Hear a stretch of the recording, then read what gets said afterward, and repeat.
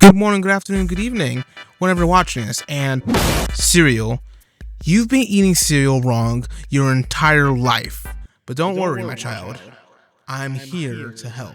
Now, cereal is far more complicated than any of you've ever given a thought to, and this has led to you doing cereal wrong your entire life. And it's because you don't know the categories of cereal, like what the types are. Pretty much all cereals fall under one of these categories. There's flakes, there's bits, and there's also the freaks. And yes, I will be telling you what the differences are, so let's start with the flakes. I'm not gonna act like when I said flakes, that all of you didn't immediately think of one cereal in particular. Cornflakes.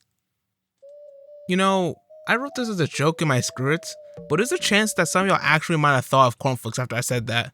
Bro, if that's you, you must be fucking ancient, dude. But on a real note, most of you probably thought of good old-fashioned Frosted Flakes, one of the OG cereals. Now, when I say flakes as a category, I don't just mean the ones that have it in their name. I mean any cereal that focuses more on the flavor and less on the texture, you know, your Pebbles, your CTCs, your Special Ks, I guess. Look, man, not all of them could winners, alright? But now you should know what I mean by flake cereals, so let's move on to the next type, and let's move on to the bits. Give them the bits! The bits! The bits! The bits! The bits! Alright, bits are a bit more complicated. Bit type cereals are kind of the inverse of flakes. They're a lot more focused on the crunch factor. They do still taste really good. Actually, one of my favorite cereals of all time, Captain Crunch, falls alongside the bit category. But when I mean bits, I'm talking like cereals like Cheerios and all the cereals like that, and the ball cereals. Why the fuck there's so many of these? Any of those pretty much are bit type cereals. You're probably wondering, wait, if flakes are thin and bits are thick, what's even left? well, those are mainly what we like to call the freaks.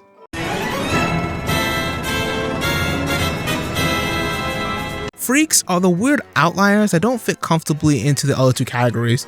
Things like Pops and Quisp that are puffy, so they don't really have the same kind of crunch factor you expect from the bit, but they also aren't like thin or get soggy really fast like a flake. I don't know, man, they don't really work that well. These are kind of the only two examples I can think of when making this section, but there's probably plenty out there I couldn't think of, but no matter.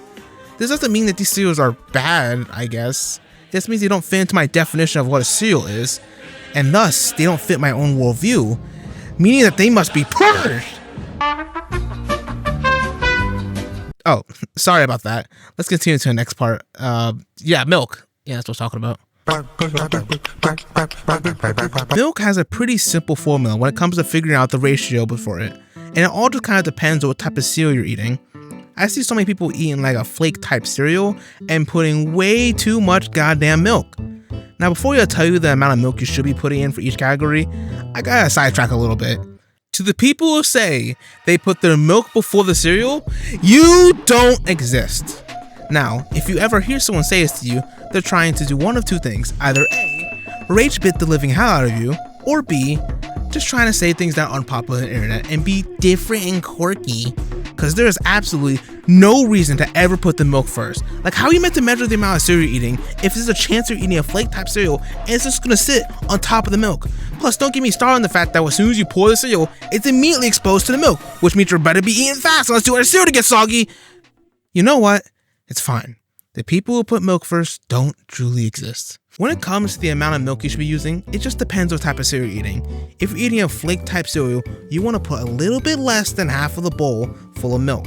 It's not there's enough milk in each bite to properly moisturize it, but then by the end of the bowl, there should be a couple scoops of cereal left that are already kind of close to soggy, but they're not all the way there, so they don't really need the extra milk that's left over, so they're not like disgusting, you know? Now, for bit type cereals, you want to fill the bowl a little bit more than halfway. It's because bit cereals are usually kind of tough and it takes a while for them to get soggy, so that by the end of the bowl, there should still be some milk left at the bottom just to help up with the leftover cereal. Now you understand the proper proportions and ratios for cereal, all I have to do now to prepare you is tell you about the last thing you'll need. And it's just to tell you what kind of spoons you're going to be using.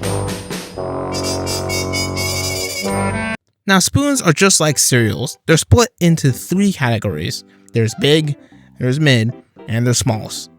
You may already think you know what goes to what. You may say, oh, you use the big spoon for the big cereal. Wrong!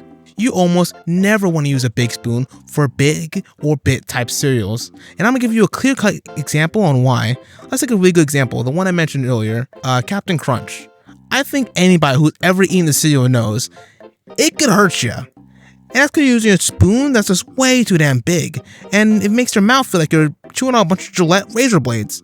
You need to pick a small or mid-sized spoon so that your mouth feels like the precious thing it is. For flake cereal is where you want to use the big spoon because it gets kind of soggy fast and you better to eat it fast unless you want to be sitting there chewing on mush. It shouldn't be so dangerous for your precious mouth because most flake cereals that I think of aren't really too dangerous. They don't feel like anything crazy in your mouth, so you should be good. Anyway, you just watched a man tell you how to eat your own food on the internet. I hope you enjoyed it, and I'd like to thank you for joining me on this corner of the sheet.